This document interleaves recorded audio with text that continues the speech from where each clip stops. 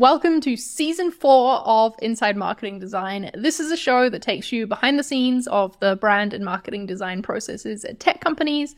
And in this season, we're going to do things a little bit differently. In the past, a season of this show has been about 3 months long, where I'm sharing one episode per week during that time. This year, though, we're going to spread it out a bit so that you can stay up to date more easily and make sure that you're always getting new inspiration from the way that other tech companies do things. So for season 4, you can expect a new episode to be launching every single month for the rest of the year, both on YouTube and in your podcast player.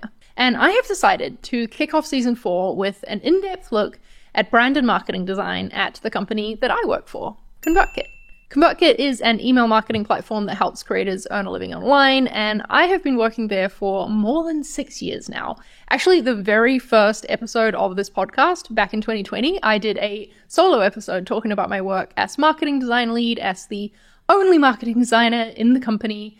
Since then, ConvertKit has grown, and we've split a brand studio team out from within the marketing team, and I have been promoted to creative director to lead that brand studio team. I am thankfully no longer the only person in the company responsible for brand and marketing design, so I am joined in today's episode by our senior brand designer, David Preston. Now, you might recognize David from season 2, where I interviewed him about his work at Sendable. He joined ConvertKit in 2022, so a little over a year ago now, a year and a bit. And he's extremely talented. He's got a background working in both marketing design and product design, so he brings great systems thinking to our team. And you're going to hear us talk about systems we've been working on building to get more done as a very small team in this episode. Our brand and marketing design processes at ConvertKit have changed a lot since I recorded that solo episode, and I think you'll find it really interesting to see how we've evolved over the years, what we've focused on, what challenges we've found solutions for, and of course, which ones we're still facing. So let's jump in and take a look inside marketing design at ConvertKit.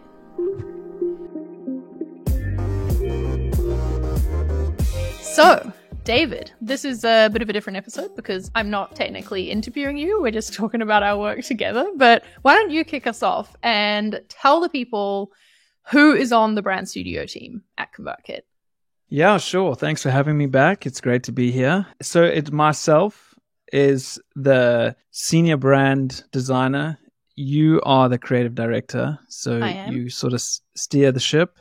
Then we have a storyteller in-house, Issa. We've got Henry, the filmmaker, Corey, the web developer for the marketing site, and I think that's it. I hope I don't forget anybody. That would be embarrassing.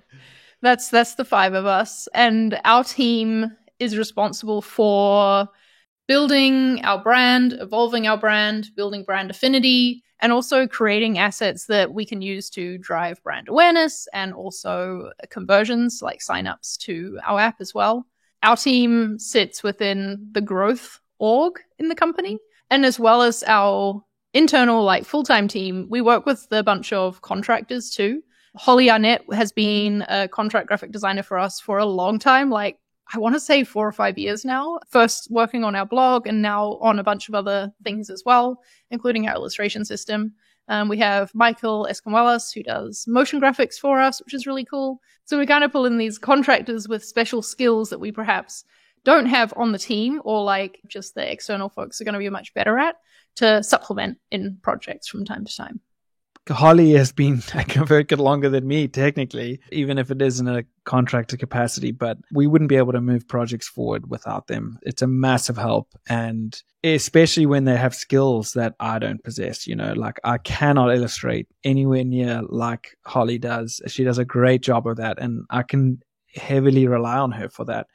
And likewise for Michael. I'm an absolute noob in After Effects, and he's a wizard. I mean, I could learn something, but it would take me 2 months, so would rather have you focus on other projects. Yeah, having them as part of the wider team is a massive help for us.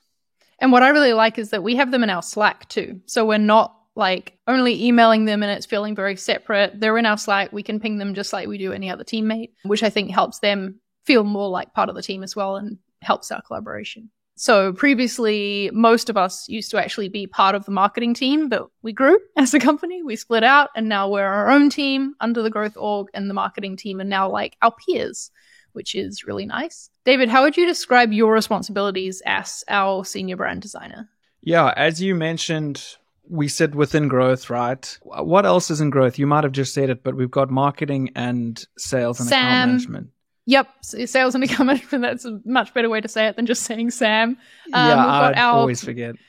Customer experience team, our reputation and revenue team as well, who handle like deliverability and billing and things like that. And so we're all quite a multidisciplinary org. And I would say marketing is who we partner with the most, right? The way that I look at it is I would say more heavily weighted in the execution side. So you and I kind of work together on the strategy and the planning. You obviously execute on a lot of stuff as well.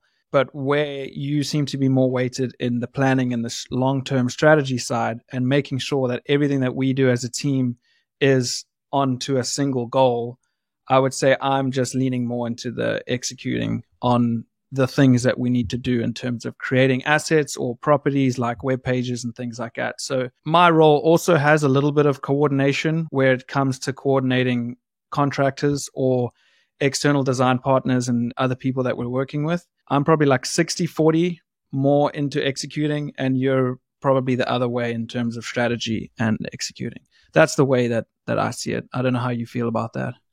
I have a feeling that the percentages might even be slightly more different. It might be more like 80-20 for me or 70-30 on the strategy versus executing side. I don't know how I feel about that because I do really like to get my hands dirty in the pixels. But, this is working out well for us at the moment. I also see that you, though, David, as being focused on not just executing on the things, but because you're a senior brand designer, you're thinking about them in terms of the wider system of our brand and making sure things are consistent as well, which I do too. But I definitely see you owning that and doing a great job with that. We're going to get on a bit later into some advice and stuff for other people in the industry. But that's one thing that as you become more senior is just taking more initiative and bringing your own ideas to the table. So as I'm executing on stuff, I'm still trying to pitch my own ideas and starting out with the way that I think something should be done based on my experiences, and then being receptive to feedback,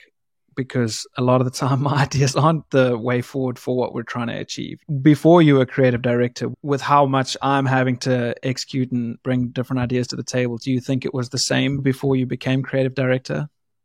I think it was very similar, but I was also the most senior design person on the growth, like marketing side of the house. So I was doing strategy stuff too, which is how I think I've ended up as creative director.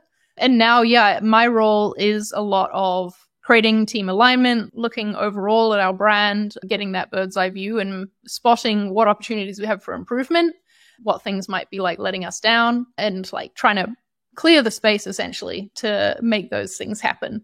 And so I'm doing a lot of like cross-functional conversations to advocate for projects, coming up with a plan for how I think we can tackle a project, getting us the right resources and things like that to make things happen.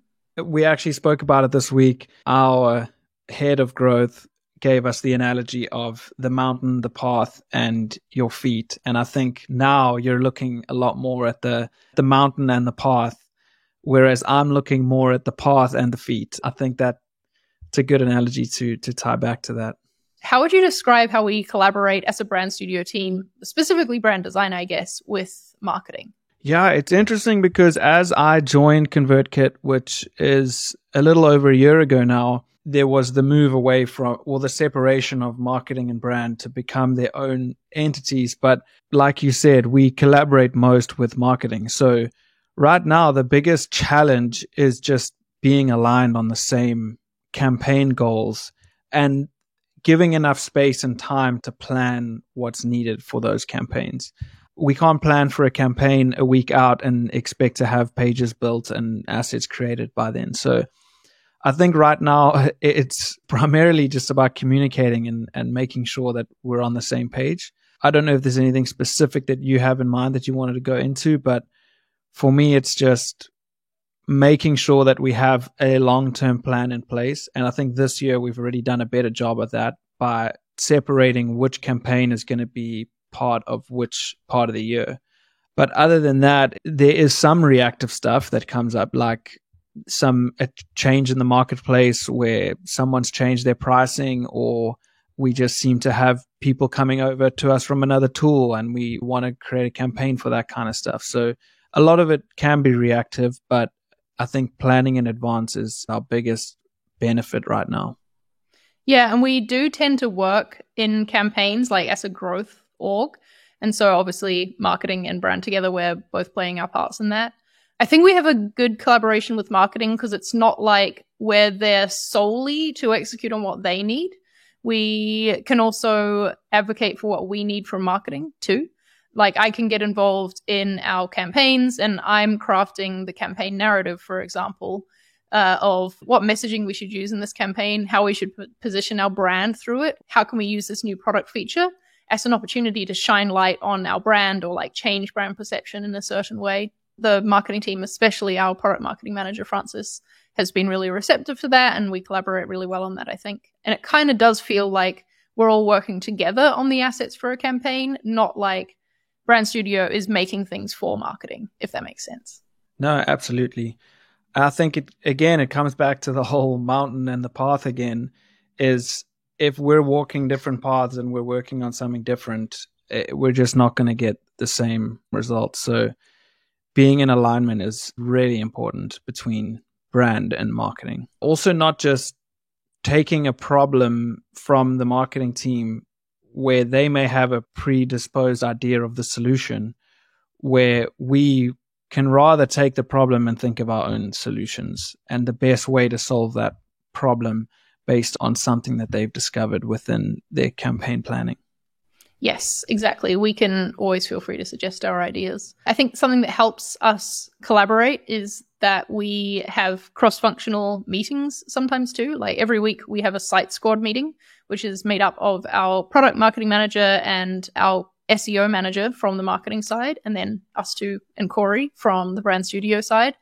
And I think that us being like a little squad working on the website together, because the marketing site is a property that we are primarily responsible for, I would say, as a Brand Studio team for like bringing it to life. But obviously it's the main asset the marketing needs to meet their goals, right? And so they have ownership in it too. And our little cross-functional squad, I think, goes a long way in improving collaboration across our two teams. Those are one of the things that I'm just so used to now that I forget that we're actually from different teams. So that's a great point. I think it works both ways as well, where when we come together as a brand team once a week, we've all been part of different cross-functional meetings. So when we come to meet as a brand team, we bring those conversations together as well. So it like works on the reverse side of that.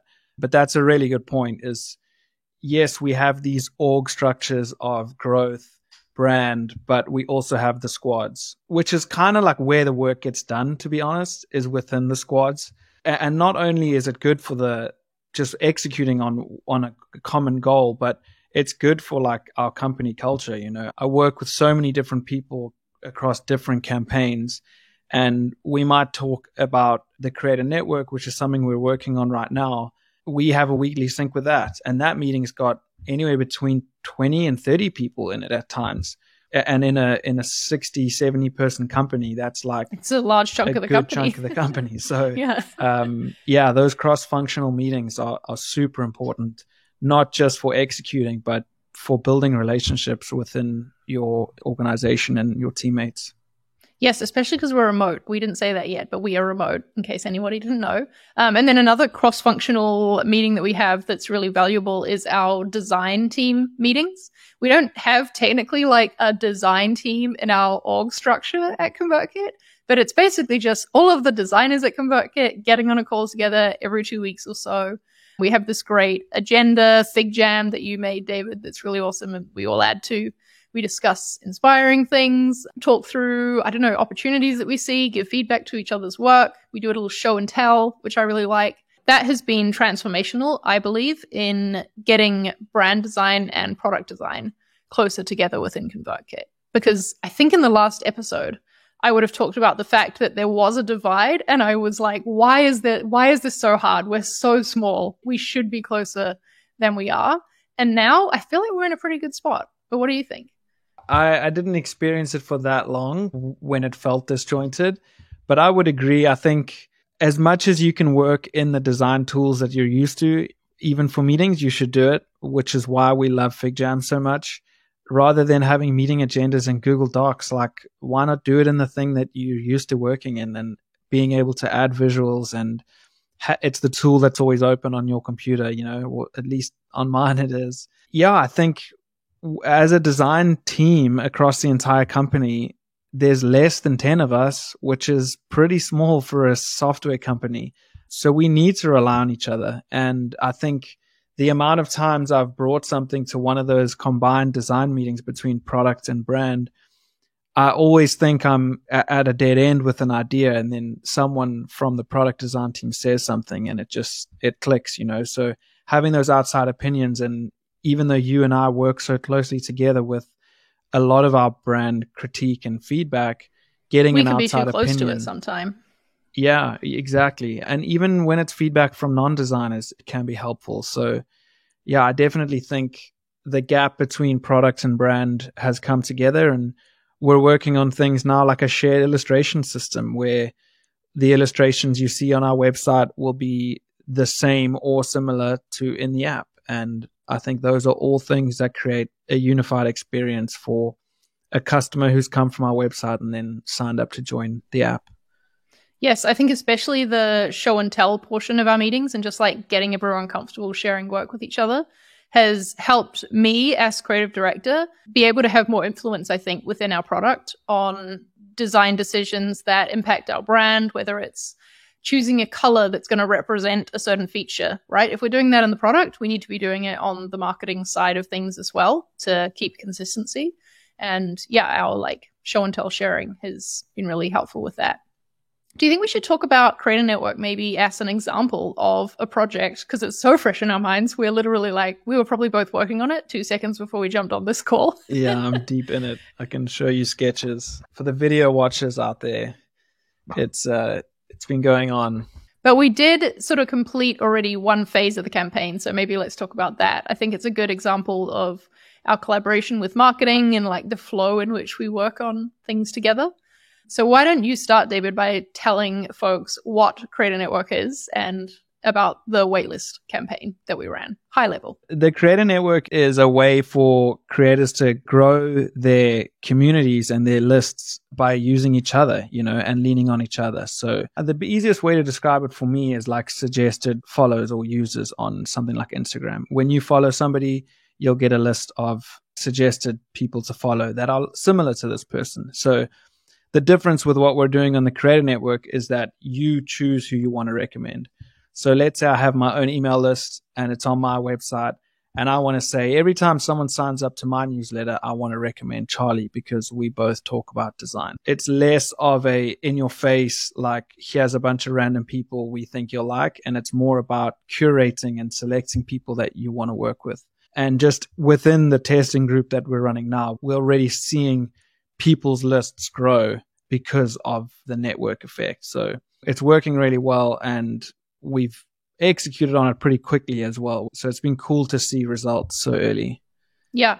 And this was a key feature for us at ConvertKit this year that we're launching. And obviously when you're launching a new feature, like a new feature inside your product, you want to create a marketing campaign around it that's going to make an impact, that's going to get people excited about it, not just get existing ConvertKit users to join it and like start making use of the feature, but also get new people to sign up too. And so that's where we came in and we ran this waitlist campaign where it was like, sign up, join the waitlist to get a chance to try the beta. For this, I wrote the campaign narrative like I talked about before. So that kind of looks like an overview of what are we trying to convince people of with this campaign? What are we trying to portray? What perception are we trying to build?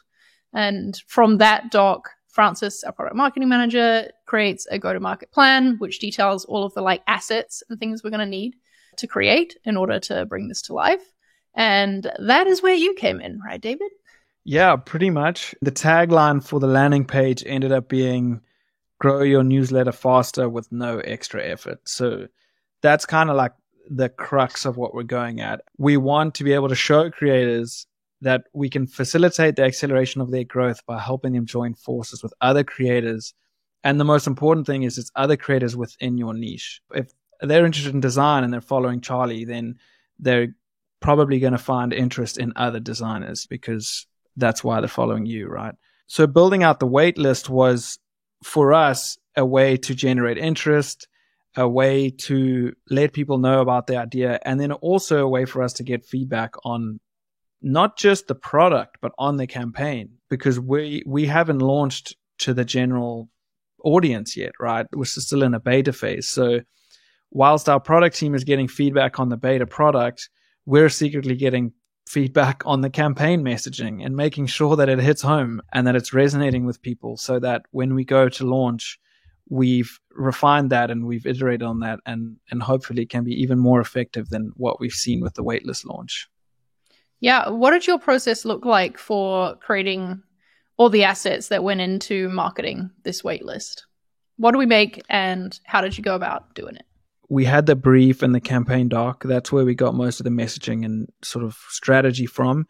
And then from there, it was focusing on the waitlist landing page first, because I think it's easier to build out assets around the campaign based on whatever visual identity and design language you decide to use on the waitlist landing page. But I think I started with the wireframes, just getting a structure of the page down. And because this was less of a long-term campaign production and more of a like, we need this pretty quickly.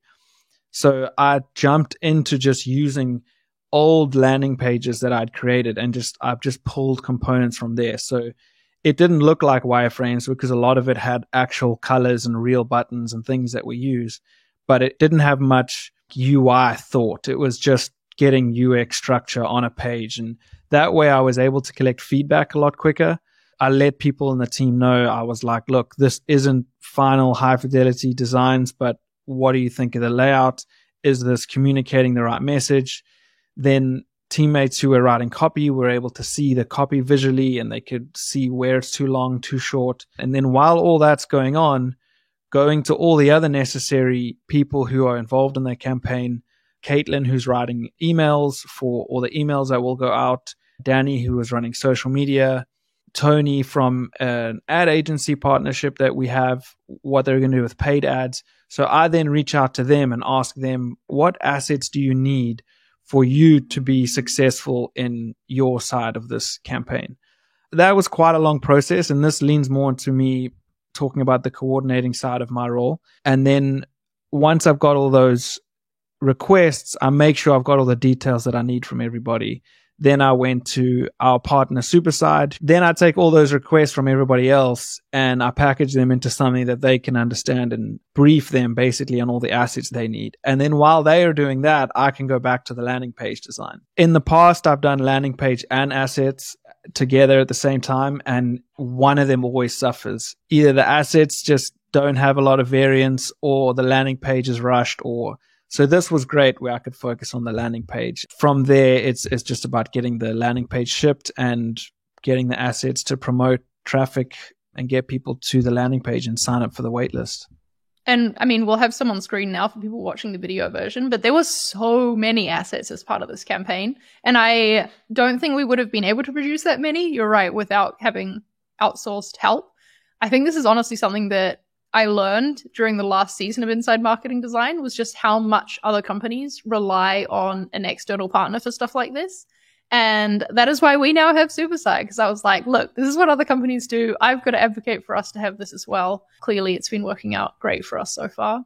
I think it's really important that you talked about all the coordinating you did for that, David, because we don't have like a brand producer on our team, which is also, as I've learned from doing this show, something that a lot of other teams have, is a brand producer who acts as the go-to for all the other teams in the company and is like collecting those needs, feedback, whatever. We don't have that. We have to do our own project management. And for us, that looks like leaning on a tool like Monday to gather needs a lot of the time. And it's definitely been a team effort, this project. It's how we work as a growth team in its most ideal form. Obviously, there's times where things are much more chaotic than this, but this is our ideal process, one we've managed to put into action for this campaign. And we're running it again right now for kind of like the second iteration of this campaign, because obviously now we're going to be launching the feature live to everybody. We want to promote that.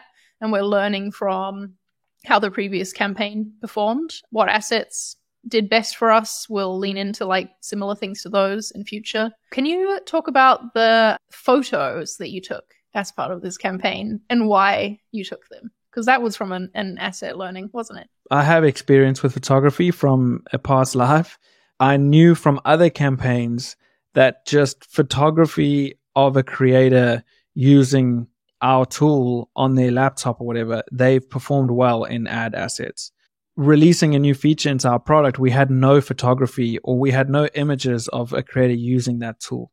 And the reason why photos work well is because they add context to around the desk or a creator's, even just the hands of the creator. You know, if they've got nail polish on, if they've got paint on their fingers, it tells a story. So, and I'm comparing this to just having a screenshot of the product. You know, I've got a camera here and I knew that we needed photography, and I just asked my partner if she would sit down on her laptop, and I put the designs up in a Figma prototype. So it wasn't even in the product, but it looked like the app, and took some photographs and gave that to whoever needed them in the campaign. And that was allowed people to share it on social media.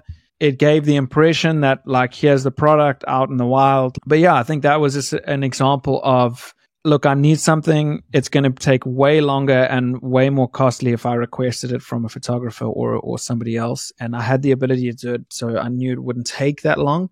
And it worked out really well. And I think those are running as ads now as well in the campaign, as well as in organic assets. So I think I'll do more of that in the future, to be honest. I like it. And that's the taking initiative that you were talking about before as well. In general, I think we're pretty lucky with the photography we have access to at ConvertKit though, right? Issa on our brand studio team, who David mentioned before, writes these long form profiles of creators that we publish on our site. They're beautiful. They're also recorded as a podcast if you prefer to listen to them. But as part of this, we commission a photo shoot of the creator. So we get a bunch of really high quality images that we can use to accompany the story. We give them to the creator to use as well, so they can have like updated headshots and things like that. But it also means we get to use these images in the rest of our marketing. Like that's part of the contract that the creator signs. And so we have this huge library of like our own stock, quote unquote, photography of real creators who really use ConvertKit in their real spaces, doing their real creative things. And I think that's pretty special. When we first started working with Superside, they were putting together a presentation for us, and they had a photo of someone on the first page. And I was like, oh, I don't recognize this person. Who is this? And they were like, it's a stock photo. Like, it's a stock model. And I was like, no, we do things differently here. Let me show you where you can find a real creator. And I just think that's really cool that I can look at our site and be like, oh, there's Gabby, you know, there's Cortland hanging out on that page. And they're not just photos to us. They're like people behind the photos too. I think it's good to have your awareness whenever there's something that you know you need a lot of, or you always run into a roadblock of, oh, I don't have this thing. Like when you have the opportunity, just like create a bank of those things or have them at the ready. And I think that's essentially what a design system is, right? When we reuse something over and over again, we create a system that we can use. And I think photo and hopefully in the future for us, video will be a part of that, especially when you're trying to tell a story. I think photo and video just do such an awesome job at that. Yeah, and we didn't say this in the start too, but making creators the heroes of our brand is really important to us at ConvertKit. That's what we aim to do with everything that we put out. We want to make sure that creators are the heroes of it. And so that's why we are very pedantic about things like not using a stock model, but using a real creator instead. But I think you just gave us a good transition there, David, to talking about design systems and how we're using systems currently to like increase our efficiency. But I actually want to hear from you, from your perspective, when you joined the team, how it felt to have like a lack of system for, you know, like, let's be honest, that's what it was. We were doing work really reactively. We were very low on capacity. Like we didn't have as many outsourced resources as we do now. What did work feel like to you working in that environment compared to now? In my last, I would say my last 2 roles before this, so 3 in total, I haven't experienced what it's like to work with a complete system and to have like a systems designer. I think every company I've worked at has been in desperate need of a systems designer who just focuses on that. We've come a long way in the year, but I still think we've got a long way to go. it does energize me. I don't want to say I'm passionate about it. Some people, like Joey Banks, is very passionate about design systems. So if you don't know Joey, go look him up on Twitter. Great guy and a very talented systems designer and designer in general. But I would say that we have come a long way. We're seeing progress. One of our ConvertKit customers, James Clear, he wrote Atomic Habits. And what we need to do with our design system is to just make it a compounding effort where we do a little bit every week or every month or every day even, because over time that's going to grow. Making components and making things that you use a lot of time and just having that awareness of when is something taking up a lot of your time, that to me is a good signal like, okay, we need a system here. When you notice things are looking a bit like disjointed, that was the case with the illustration system, for example. Like we were producing a lot of illustrations and they were all bespoke for the most part, but they weren't connected to each other and they hadn't been connected to our brand personality, for example. And so we knew we needed to like, okay, let's just stop and like figure out what the system should be. And then as we produce our bespoke illustrations going forward, we'll have that alignment and like thing to measure them against. But yeah, sometimes it's hard to find the time, right, to stop and put that thing in place. Yeah, it feels like you're not working on something that is moving you forward towards your goals. But once you start feeling what it's like to just pull these components together, I mentioned it when I created the first draft of the creatornetwork.com. I wasn't necessarily using a design system, but I was using components from an existing landing page, which allowed for me to create it quicker. So it makes such a huge difference. But what do you think's missing right now for our design system? If you could think of anything that is our biggest miss. I actually think we've been focusing on the right things. Clearly there's a lot missing, like we don't have much of a design system, but we've been putting time into building the systems around doing the work, like coming up with what our illustration style should be, for example, and going through that whole process. Like putting together a clear process for teams to request assets from us. We used to just like have people pinging each other randomly. Someone would ping Holly, our contract graphic designer, directly asking for something. You and I would have never known that was on her plate. And so if she's out sick, we don't know that that's something we need to like pick up the slack on. That was really chaotic, it felt, for me last year. And I think that near the end of last year, we finally got this in place and that was worth focusing on. I feel fine about the state our design system is in because I'm happy with what we've been prioritizing. And I know that the effort we've put into defining the system, which is basically a set of forms in Monday, our project management tool, people can submit for what they need. It goes into a board. You and I review it every Monday. We get it into our roadmap. We decide, are we going to do this internally? Are we going to get Holly, our contract graphic designer, onto it? Are we going to get Superside onto it? And we like manage all of the needs in a much calmer way, I think, than it felt in the past. And that was absolutely worth the time. Now, I think, is time for us to really focus on our marketing site design system and start fine-tuning there. We'll talk maybe in a minute about our new site and like why it's in the state that it's in and what we've been doing on it for the past year. But yeah, that's what I think overall. Yeah, I think we've definitely focused a lot on a brand system versus the marketing site system, because like illustrations and photography and things like that, they don't necessarily need to have parity on the development side. But in a marketing site or a product design system, you've got, let's say, an icon that is X amount of pixels away from the title. That needs to be mirrored in the live development side of it. So I think we're lucky in that regard in terms of what we've been doing. We haven't necessarily needed that yet, but as we go into the marketing side, we're going to involve Corey, who's going to be like the engineering systems manager as well as the design system. So yeah. Actually, I just thought of an answer to your question about what's one main thing we're missing.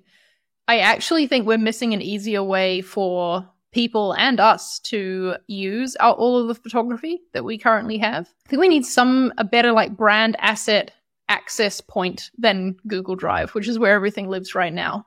And we need to be able to like tag the photos with things so that it's easier to find the one that you need to do your work.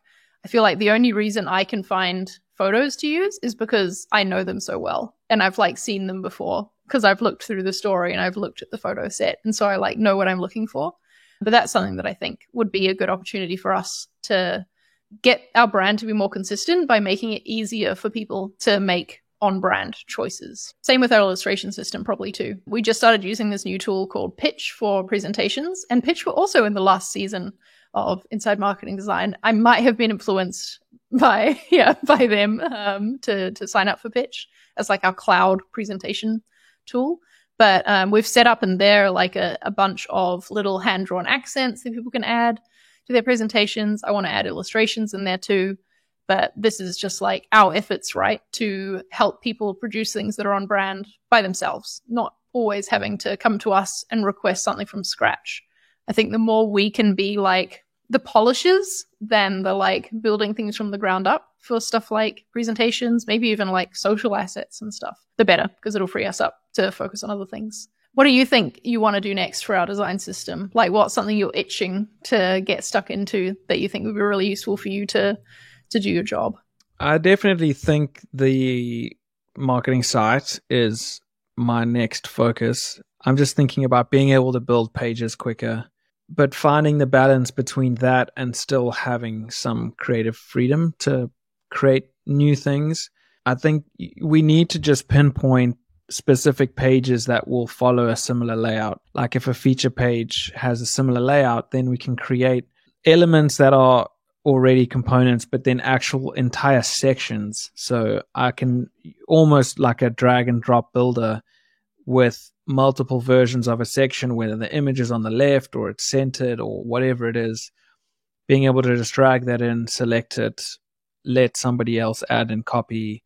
That's where I would love to get to. Things like buttons and all that kind of stuff is pretty Our common, buttons are a joke by now because we have refactored that component like 50 billion times, I swear. But it just always needs to be done. There's always a better way to do buttons. Yeah, it's you suddenly realize that the hover state looks different on a dark background, so then you change it, and then I get a message from Corey saying, "Hey, this isn't the same one in the design system," and I'm like, "I know, but but do it anyway." Yeah. So yeah, those kinds of little details. I think to solve that, you just have to create the variants or the use cases that you might run into in the future, because you want to try and learn that lesson before you're trying to deliver something on the day or something like that. I think that I'd like us to get to a point with that like drag and drop style like you're talking about, mostly so that we don't end up having to do one specific page template, but we can more like build a page based on templated pieces, if that makes sense. Like I don't want all of our feature pages to have the exact same sections in the exact same order. I think that might not be the best way to talk about one feature versus another. I think that being a little bit looser will give us the flexibility to let the content dictate what the design should be.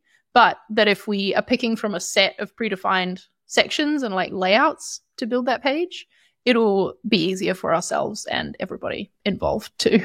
Well, again, talking about the parity with the development side of it is if those sections are pre-built in GitHub, having that design parity between the two is going to allow us to build pages quicker, not just design them quicker. So we're lacking capacity in our design resources, which we're solving through outsourcing. I think we're going to bring on like a contract development help this year as well for a few bits and pieces. But I would say the main way we're solving our development capacity issues is through systems. Building a design system that's reflected in Figma as well as the app, that's going to help us cut down on like design feedback time, hopefully, cut down on build time as well, so that we can meet the needs, like the growing needs of our team without growing our team. Because we don't have headcount slated for this year. This is something that I think people often find interesting, is how slowly we hire at ConvertKit. We have strict rules on like the amount of annual recurring revenue we have as a company per employee, so that we don't hire too quickly. And I'm like, in this economy, very glad that we have that in place, because it's meant that we haven't had to do layoffs like a lot of other tech companies have had to do at the moment. But it does mean that we have to get creative with the ways that we solve problems, because we can't just be like, hire someone. But let's talk about Site 2.0, which is our pet name for the latest version of our marketing site. Last year, Corey refactored our site completely. So like not one single line of code that you see on ConvertKit.com now existed this time last year. It was completely rebuilt from the ground up on a new system. It was previously a very custom WordPress theme. Now it is built on Next.js using React and Tailwind. But yeah, we completely overhauled our site.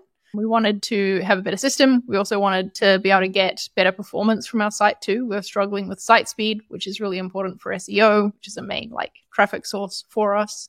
But maybe, David, you can talk about what role you played in this project, because honestly, you had a lot of more hands-on time with this project than I did. Most of it was around just reviewing and QAing a lot. When you say just reviewing and QAing, you mean reviewing and QAing, I don't know, like 100 pages? Something like that? We did it over a longer period, so it didn't feel like it. And a lot of the pages were similar, but yeah, there was just a lot of reviewing. I would definitely say we didn't cut corners. We just made a lot of compromises because we knew that having the new code base was more important than everything being perfect right now, because it would make us work faster this year. It was built like within WordPress's framework, PHP and all of that. And it just slowed us down. Every time we needed to launch a change, we'd have to wait 15 minutes for that change to be reflected, for us to see something. So just having the code on the new headless WordPress through React and that whole new system has allowed for us to do things quicker. So even though we made some compromises, we've been able to fix those compromises quicker. So other than that, it was a lot of collaborating with Corey and just letting him know what I was seeing on my side. I'd have my iPhone out, my iPad out, my MacBook, so I could see different screen sizes all at once. I would use Chrome's inspect tool all the time, and I actually created presets of each breakpoint that we have in our system. So in the inspect tool, you can create presets for different layout widths. So I would just click through all of those and see them. And that allowed me to just give feedback quicker. And then this year, we've actually learned that Vercel, which is another tool we're using to test stuff. Some way. Yeah. Yeah. It's like a staging environment, basically. That's it. Yeah. I can add comments directly into the HTML, which is amazing. That saves a lot of time. My process was screenshotting in Figma and putting it in Figma and adding comments. So that's negated that need, which has been pretty great. We didn't create a lot of new components. There might have been some cases where we did, but more of the new creation has happened this side of the year. Yeah, we had great plans when we first set out to be like, okay, let's rebuild our website. We were like, why would we rebuild something we know we're getting rid of? Let's redesign each page as we go, too. We quickly realized how much we were biting off more than we could chew when it came to that idea. We scaled back. We're like, okay, well, we'll just redesign these pages. Okay, maybe just these 5 then. And then I think in the end, we redesigned the features page, and that might have been it of the new pages we shipped. So we did take a gamble in like taking on this project. I think this is a good example of the influence we have as a brand studio team in the company, that we can advocate for a project like this and say, we need to really slow down, like drastically shipping new stuff to our site. We did, of course, fix things and like add stuff that needed to be added throughout the year, but we didn't take on any like conversion rate improvement projects, for example, because we knew that we needed to invest the time now in order to be able to move faster in the future. I'm really glad that we had buy-in on that from the execs, because we're already seeing the benefits of it and the speed at which we've been able to work for this Creator Network project, for example. But I am still excited for us to get onto officially redesigning the pages that we have to do, because I know that there's a lot of opportunity for us to improve our conversion rate. It's something that we focus on a lot at ConvertKit, but we haven't actively been able to do a lot of like testing and design changes to push towards it recently. What are some of the pages at the top of your priority list that you want to start redesigning, and why do you think they're so important? Definitely our whole features section, going with that idea of the modular, that's a good word that just came to mind, modular sections to build out feature pages. I think that we have a lot of feature pages that are very old, like years and years old. and they're perhaps not reflective of the current state of the product and all the great things you can do with it. And part of that is because it was not easy in our previous site system to make updates. And we didn't have like the modular idea going, so that it was hard to like fit a new section and basically had to redesign the whole page if you wanted to add in just one thing. Otherwise it felt like a Frankenstein. So I'm excited to get that going. I think that it'll serve us to be able to be more nimble with the way we update the site to talk about our product as we ship new product changes. We're going to obviously focus on the homepage and the pricing page. I think as a software company with a subscription model, people tend to go to the homepage and the pricing page. Those are our most traffic pages by far. Yeah, that's a reality that we face. So I think we'll definitely be focusing our efforts there in terms of optimizing. But like you said, I think there's a few signs of old branding and just inconsistencies that in an ideal world, we would love to just focus on changing all of that, and updating all of that. But with things like new features, like the Creator Network, we have to prioritize. And that's just something that happens as a smaller team. We can't always just be making things the way we want and fixing branding along the way. So I would say, yeah, the homepage, the pricing page, in terms of optimizing effectiveness there. I think we'll do this as well by adding to it piece by piece. And I think the announcement bar that you added recently as part of the Creator Network campaign is a good example of that. That's a new component that we now have in our system that we designed because we needed it for this campaign, but we know it's going to come in handy for future campaigns too. And whenever we need one, we can now like turn it on and make it happen, and it exists. And we invested the time to build it, and it'll serve us in the future. And so I think with every project we do going forward, we'll look for other opportunities like that of like, okay, we're building this thing. What piece of it are we going to add into our design system that we know we're going to use in the future? Yeah. And it's like thinking of the site as a product. I think, like you said, when we decided to move things to the new code base, we told everyone that we couldn't add new stuff to the site. And essentially what we were saying was, you can't add anything new to this product until we do this thing. We've definitely thought about it like that. And now we're at a point where, okay, we're ready. The foundations are in place and we're ready to do these things. So a lot of it comes down to communicating and making sure everybody's aware of that. These foundational changes have already paid dividends. And I don't think the Creator Network pages would have been possible to have been done that quickly without Site 2.0. So it's been awesome to see. I also don't think that we would do anything design and dev related that we do as efficiently if Corey wasn't on our team. I know this is something that you and I talked about when I interviewed you when you were at Sendable, was about the idea of handing things over the fence to a developer and how different that is here. When we first formed the Brand Studio team, Corey remained on the marketing team, and I quickly saw just how much value it would bring and how much, we could improve our efficiencies and everything by bringing him over to Brand Studio as well. And having the people who are making the stuff together on the same team. Even though we can collaborate really well across teams, there was just something, I don't know if it's the word is symbolic or whatever, about having him actually physically on the Brand Studio team that I think has worked out really well. And I love that we have our multidisciplinary team.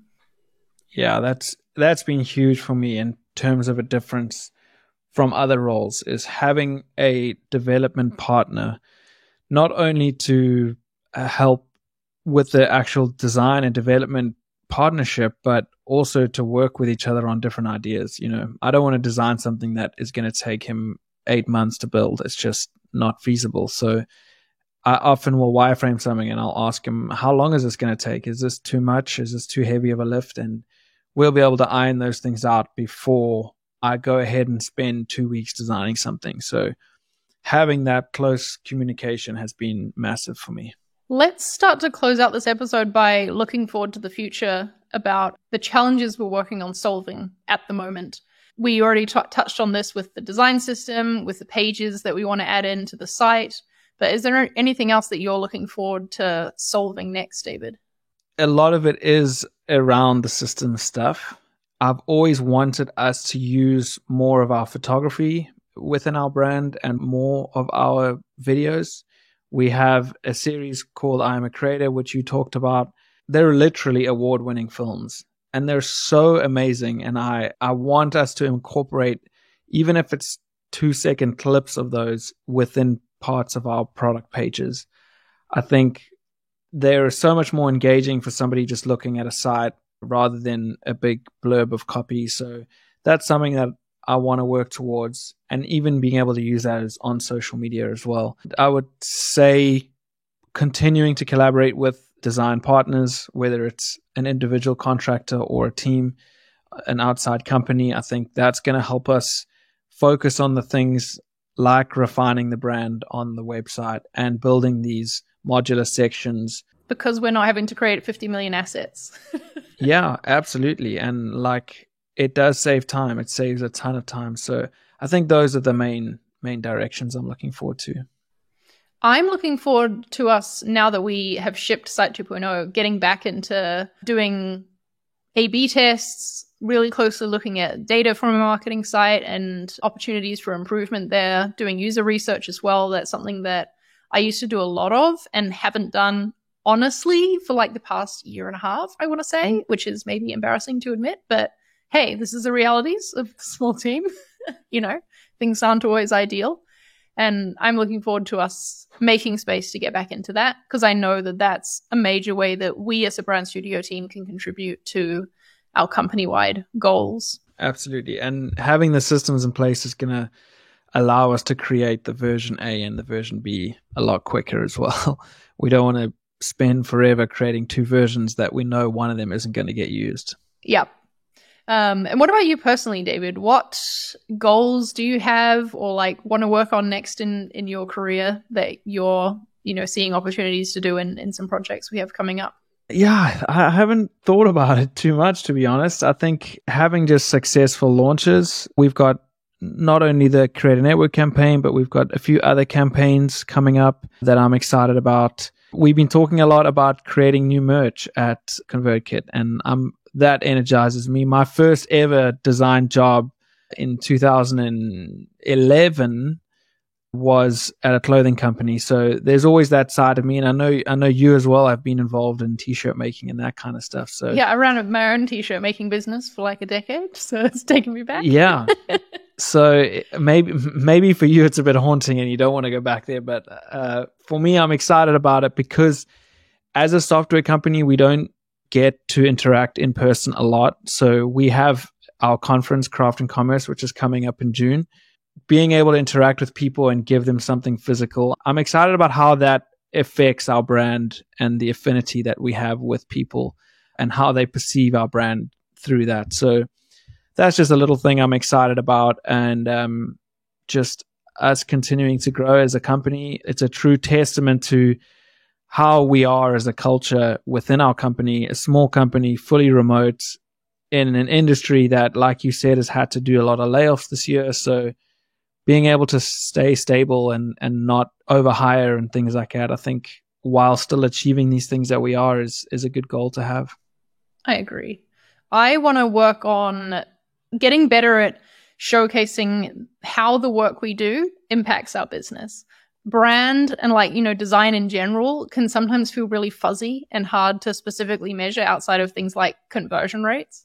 And as creative director, I know that it's my job to not only build a great brand, but show all the executives in the company why investing in this is important and the impact that we're all having as a brand studio team. Make sure that our work is being recognized. I've never had the challenge at ConvertKit of convincing anyone that design is important, but we are a very metrics-driven company. And I want to make sure that I can put the impact we're having into the language that all the rest of the company understands, which is often numbers and shifts and things like that. So that's something I'm going to keep working on. I'm also really excited for us to have more systems in place to increase consistency, because I feel like right now we make a lot of compromises, or we ship something and we're like, we know that's as good as we could make it, but we wish we could have made it even better. And I want to start being even more proud of the end product that we put out. And I know that we'll get there by solving for the inefficiencies throughout the process so that we have time for the details. And let's close with a piece of advice that you want to give to someone who wants to create impactful brand and marketing design work in their role. Taking initiative and not being afraid to pitch your ideas, right? I think that's worked well for me in my career.